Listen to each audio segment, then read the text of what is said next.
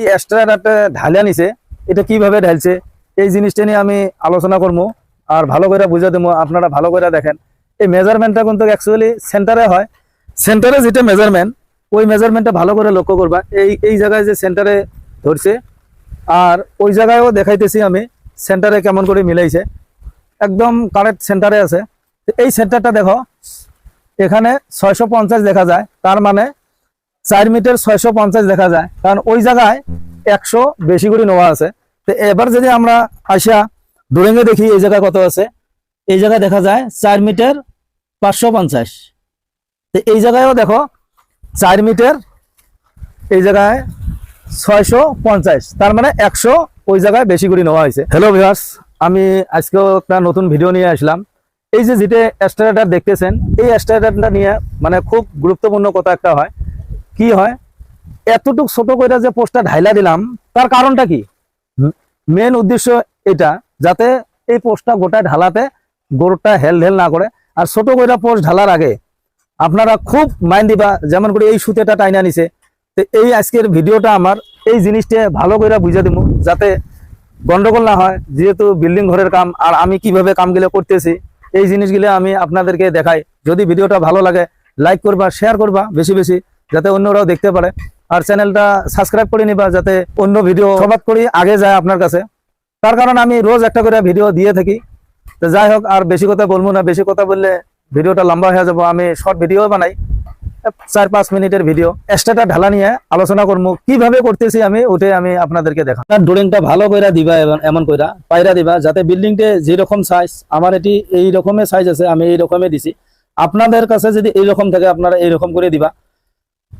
ড্রয়িংটা আমি আরো একদিন করে দিছি যে কিভাবে ধরবা। যেমন এই সার্কেলটা দেখে নিবা নটটা কোন সাইডে আছে, আর এই জায়গায় ভালো করে লক্ষ্য করে দেখো মেজারমেন্ট বিলাক লিখে দেওয়া আছে।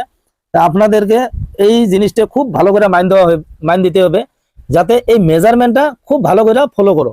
যেমন নাকি আমার এই জায়গায় এক্সট্রাটা ঢালা হয়েছে, এমন কইরা যে এই জায়গায় এক্সট্রাটা ঢালা হয়েছে, ওই জায়গায় ঢালা হয়েছে, আরো দেখো ওই কোনার মধ্যে ঢালতেছে আর এই কোনার মধ্যে ঢালছে। চারখানে যেটা মেজারমেন্ট কইরা ঢাইলা নিছে, আমার বাইর কত আছে বা সেন্টার কত আছে, ওই জিনিসটাই দেখাইছে। আপনারা ড্রয়িং খান দেখলে বুঝতেই পারবা এই জায়গায় মেজারমেন্টটা খুব দেওয়া আছে। এই জিনিসটা দেওয়ার পরে কি করবা, এই যে সুতেটা দেখো কেমন করে টাইনা দিছে, রড একটা বাইন্দা দিবা, এই সেটও একটা বাইন্দা দিছে, এই সেটও একটা বাইন্দা দিছে, যাতে এই সুতেটা ভালো করে একদম স্ট্রেট হয়ে যায়। আপনাদেরকে দেখাইতেছি, এইভাবে স্ট্রেট হয়ে গেলে এখন যদি আমি বাইরের লাইনটা ক্লিয়ার করে দিলাম, আবার ওই বাইরের লাইনটা ক্লিয়ার করে দিলাম, আবার উঠে দিলাম, আবার এটা দিলাম, চারো সাইডে যদি মেজারমেন্ট কইরা আমি ক্লিয়ার করে দেই, তখন কি হবো, ভিতরের গেলে কিন্তু আমার আর মেজারমেন্ট করার দরকার নেই। কিসের জন্য? কারণ আমি তো এটা মেজারমেন্ট করছি, যেহেতু আমি একটা সুতে টাইনাই দিব। তো যখন সুতে টাইনা দিব তখন কিন্তু কামটা পারফেক্ট হয়ে গেল। আমি বাইরে যেটা মেজারমেন্ট ওটা নিয়ে নেই। এই দেখো একদম ফিতেটা লম্বা করে টাইনা নিছি, আমি ভালো করে দেখাইতেছি। দেখো এইরকম করে টাইনা নিবা, কিন্তু একটা বস্তু খুব মাইন্ড দিবা, যাতে এই ফিতেটা আমার এখানে পুরে হাওয়া উঠছে, যার ধরিনে ফিতেটা কাটতেছে, এবার করে কাটলে কামটা করা যাব না। তাহলে আমাকে কি করে রাখবো, অল্প আধা করে মেজারমেন্ট গেলে নিতে হবে। কিসের জন্য? নাইতে আমার মেজারমেন্ট নিবার গেলে গনবন হয়ে যাব। তা যাই হোক, আপনাদেরকে এইরকম করে টাইনা বাইর করে মেজারমেন্ট করে নিবা, যাতে বাইর কত আছে, ড্রয়িং খান কত দেখাইছে, আপনার মেজারমেন্ট কত আছে, সব ক্লিয়ার করে নিতে হবে। তা নিয়ে যা আপনার যেমন স্টারের গেলে ঢাইলা দিলে, ছোট কলমটা যখন ঢাইলবা তখন আপনাদের অসুবিধা হয় না, উপরে যে বড় পোস্ট গেলে ঢাইলা নিবা তখন ক্লিয়ার হয়ে যায়। তো এই ধরনের কাম গেলে আমি ছোট যেগুলো কামের টেকনিক থাকে ওই জিনিসগুলো আমি দেখে দেই, যে কোন জায়গায় মানুষের ভুল হবো বা কোন জায়গায় অল্প গন্ডগোল হবো। তো এই ধরনের কামগুলো আমি দেখাই। যদি ভিডিওটা ভালো লাগে লাইক করবা, শেয়ার করবে বেশি বেশি, যাতে অন্যরাও দেখতে পারে। কেউ যদি নতুন চ্যানেলে এসে থাকেন চ্যানেলটা সাবস্ক্রাইব করে নিবা, কারণ এই ধরনের ভিডিও আমি রোজ দিয়ে থাকি। আমি যে কইলাম আপনাদেরকে যে এইখানে একটা স্টারের ঢাইলে দেওয়া হয়েছে, অর্থাৎ এই জায়গাও একটা স্টারের ঢাইলে দেওয়া হয়েছে। এখন আমরা কি করব, এই মাঝের যেটা স্টারার এটা মেজারমেন্ট করে ঢাইলা নেবো। তার মানে আমার আলটিমেটলি লম্বা সুতে টাইনা দিছি, এই সেটাও টাইনা দিছি, আবার মিডিল দিয়ে টাইনা দেবো, আমার মেজারমেন্টটা ওকে হয়ে গেল। এখন লাগলো কি আমার সাইডের মেজারমেন্ট, যেমন আমার এটা তো হইলো, তার মানে এই সাইড হলো, এই সাইড হলো, আমার যেটা এই জায়গার থেকে এই জায়গার যেটা রুম ওটার মেজারমেন্ট লাগে। তার জন্য আমরা কি করবো, এই সাইডে ঢালমো, আবার এই সাইডে ঢালমো, দিয়ে এইরকম করে আবার এখান থেকে একটা সুতে টাইনা দেবো। তো যখন এই সুতোটাও টাইনা দেবো আমার পারফেক্ট মিলে গেল। তা আমি এইভাবে কাজগুলো করি, আপনারা কিভাবে করেন আমি জানি না, কিন্তু এইভাবে কাজটা করলে কাজটা পারফেক্ট হয়ে যায়, টেনশন হয় না, কোনো মেজারমেন্টে ভুল হবো না।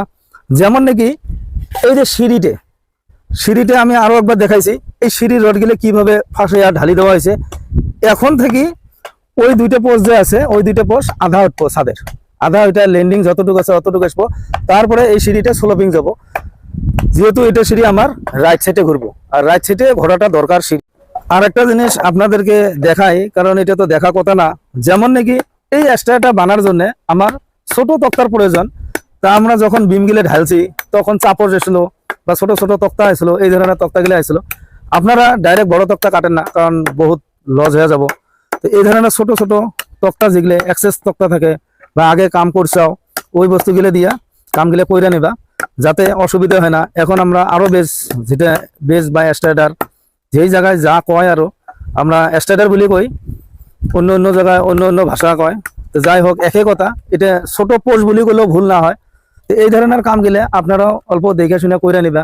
এখন আমরা এখানে মাটি ফিল আপ করে দিব। তো মাটি ফিল আপ করা কামটা তো আমার না, ওরা করব। যেমন মাটিও নিয়ে আইছে, এই জায়গাও মাটি লোড হবো। তো এই ধরনের কাজগুলো যখন মাটি এমন করে থাকবো, আমার কাজ করার সুবিধা হবো। নাইতে তো এইরকম জায়গা থাকলে কাজ করতে পারবেন না, কারণ উল্টা পাল্টা হয়ে যাব। আর ইয়ের যেটা পোস্টের ফর্মা, সাধারণত যেহেতু আমি দেখতেছি বা কাম করতেছি, বেশিরভাগ কামে, প্রাইভেট কামে কি হয় যে তক্তা দিয়ে পোস্ট গেলে ঢালা লাগে না, ওটা করেন না। কিসের জন্য? একটা পোস্টে যদি তক্তা ফিটিং করে দেন, ওই তক্তাটা বারবার খোলা মিলা ওটা ভাঙা যায়। 2-3টে পোস্ট ঢালার পরে আবার তক্তাটা চেঞ্জ করা লাগে, আপনার পয়সা বেশি যায়। তো যখন পয়সা বেশি যাব, তখন কি করলে পয়সাটা কমে হবো আর কামটাও পারফেক্ট হবো। যেহেতু পোস্টটা লম্বা হয়, আমার সিমেন্ট বালু গিট্টি যখন ঢালাই এক জায়গায় কইরা নেই, বানে নেই, তখন যদি অল্প লিক থাকে না, ওই জায়গা দিয়ে সিমেন্টের পানিটা পড়ে যায়। সিমেন্টের পানি পড়ে না, সিমেন্টও পড়ে, কারণ সিমেন্টটা যখন গুলে হয় তখন কিন্তু পানিটাই সিমেন্ট, ওই পানিতে ওই পোস্টের ভিতরে রাখাটা দরকার। সাধারণত ফর্মা গেলে কি সিস্টেম আমি ঢালি, আমি আরো একটা ভিডিওর মধ্যে ওটা দেখাবো। যদি ভিডিওটা ভালো লাগে লাইক করবা, শেয়ার করে দিবা বেশি বেশি, কারণ অন্যরাও দেখতে পারে, যাতে যাতে বুঝতে পারে এই ধরনের কাম আজকাল সব জায়গায় বিল্ডিং এর কাম হইতেছে। এই যে কিভাবে স্ট্রাকচারটা বানাইতেছে আমি অল্প দেখাই আপনাদেরকে, অল্প ভালো করে লক্ষ্য করেন। কারণ এই যে যেটা আমি কেরা বলি কই, কেরাটাই মেন, ফিতে বেশি ব্যবহার করা লাগে না, কারণ ট্যাপটা যেটা আছে এটা ট্যাপ বলি কয়, কেউ ফিতে বলি কয়, ছোট ফিতে বড় ফিতে।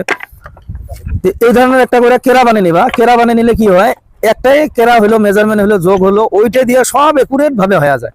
ডোরেং ফ্যান মেন হচ্ছে ডোরেং ফ্যান খুব মাইন্ড দিবা, যে কিসের জন্য একই বিল্ডিং এক জায়গায় সেম বিল্ডিং হয় না। কারণ এখানে আপনাদেরকে আমি আরো একটা বস্তু ভালো করে দেখাই। এই পোস্টে দেখো 8টা রড আছে, এই পোস্টে 8টা রড আছে, ওই মিডিল পোস্টে দেখো 10টা রড আছে। আমি ভালো করে দেখাইতেছি, ওই জায়গায় রড কেইটা দিছে বা এই পোস্টে রড কেইটা দিছে আমি ভালো করে দেখাই, আপনারা ভালো করে অল্প মাইন্ড দিবা। দেখো 10টা রড আছে, এই 10টা রডটা দেওয়ার উদ্দেশ্যটা কি? কারণ এখানে 8টা রড দিল না, ওই জায়গায় 10টা রড দিল, এই জায়গায় 10টা রড দিল, আবার এই জায়গায় দিল 6টা, ওই জায়গায় দিল 6টা, ওই জায়গায় আবার 10টা দিছে। তার কারণটা এই ধরনের জিনিসগুলো, কারণ যখন ড্রয়িং ফ্যান বানায়, লোড টেস্টিং করে, সব একুরেট আসে, কোন জায়গায় কেমন আছে কি নাই, এই জন্যে ড্রয়িং ফ্যানে পারফেক্ট হয়। আর আমার যদি সাধারণ মিস্ত্রির কাছে কোন নর্মাল হিসেবে একটা বিল্ডিং বানাবো, কত নেবেন বা দুখান ছাদ ঢালবো, ওইটা কাম করার দরকার নাই। আপনারা খুব ভালো করে মাইন্ড দিয়া কাজগুলো কইরা নিবা, কারণ ড্রয়িং ফ্যান নেওয়াটা দরকার। আর্কিটেক্টের কাছে যাবা, সব ড্রয়িং পাবা পারফেক্ট কইরা, বা স্ট্রাকচারাল ডিজাইনের যেটা ড্রয়িং ওটাও নিলেও হবো, কারণ ওটা হলো রটের ড্রয়িংটা একদম মাস্ট বি, এটা লাগে কম্পালসরি। এই ড্রয়িং না হলে আপনারা কাজ করতে পারবেন না। আজকের ভিডিও আমি এতটুকু রাখলাম, নেক্সট ভিডিও আবার নতুন করে আরেকদিন নিয়ে আসবো।